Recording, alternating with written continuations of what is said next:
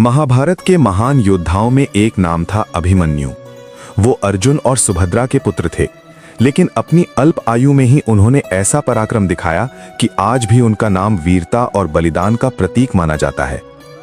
कहते हैं कि जब सुभद्रा गर्भवती थीं, तब अर्जुन उन्हें चक्रव्यूह भेदन की कथा सुना रहे थे। अभिमन्यु ने ये कथा मां के गर्भ में ही सुन ली, लेकिन कहानी पूरी होने से पहले ही सुभद्रा को नींद आ गई। इसलिए अभिमन्यु चक्रव्यूह में प्रवेश करने की विधि तो सीख पाए, पर बाहर निकलने का उपाय नहीं जान सके।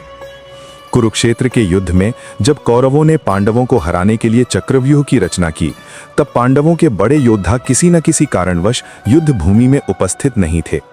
उस समय केवल 16 वर्षीय अभिमन्यु ही ऐसा था जो चक्रव्यूह में प्रवेश कर सकता था। युधिष्ठिर और अर्जुन को चिंता थी, इतना छोटा योद्धा, इतना बड़ा युद्ध। लेकिन अभिमन्यु ने निर्भय होकर कहा, यदि मैं देश और धर्म के लिए लड़ते हुए वीर गति को भी प्राप्त हो जाऊं, तो ये मेरे लिए गर्व की बात होगी। अभिमन्यु ने अकेले ही चक्रव्यूह में प्रवेश किया। उनकी तलवार और धनुष से कौरव सेना में हाहाकार मच गया। एक एक कर उन्होंने बड़े बड़े योद्धाओं को परास्त किया।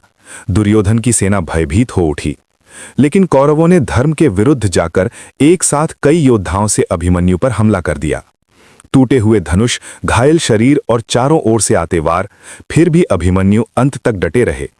अंततः छल और अधर्म के कारण वो वीर रणभूमि में गिर पड़े। अभिमन्यु की मृत्यु ने पूरे युद्ध की दिशा बदल दी। अर्जुन का क्रोध ज्वालामुखी बन गया और अधर्म की नींव हिल गई। अभिमन्यु भले ही युद्ध जीत न सके, लेकिन उन्होंने ये सिद्ध कर दिया कि वीरता उम्र नहीं देखती और बलिदान कभी व्यर्थ नहीं जाता। आज भी अभिमन्यु का नाम सुनते ही साहस, त्याग और देशभक्ति की भावना जाग उठती है।